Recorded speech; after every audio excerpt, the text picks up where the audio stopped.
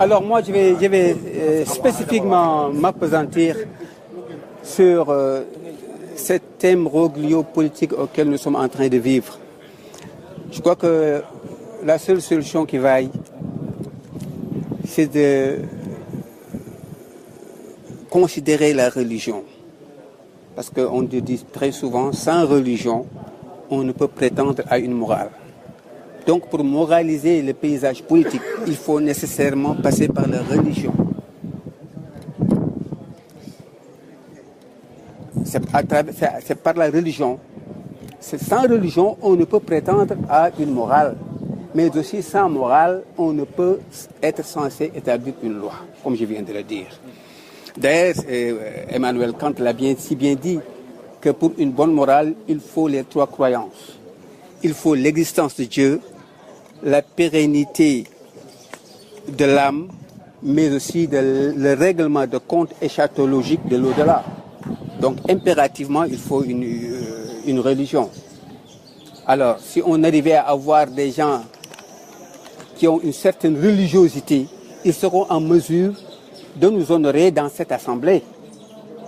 Parce qu'ils sont mus par ce qu'on appelle une conscience comptable.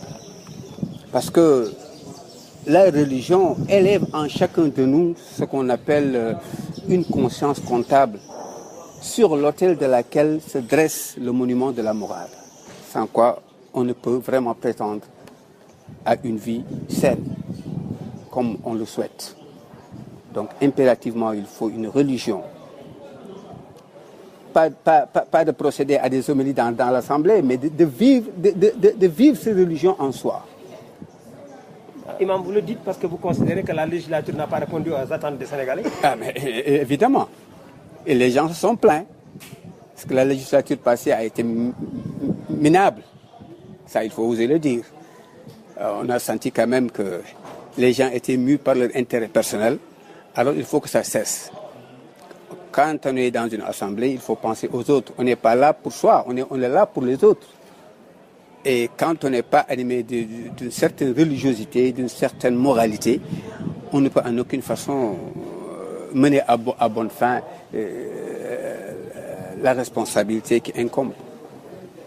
Vous avez fait interpeller les populations, on rappelle retour à Dieu. Mais il n'y a que Dieu qui vaille, sinon c'est pas possible. Si aujourd'hui Dieu a été remplacé par l'argent, raison pour laquelle on a vu cette explosion, c'est ce qu'on appelle la tyrannie des instincts et l'hégémonie des habitudes. Nous sommes tiraillés par ça, par la tyrannie des instincts.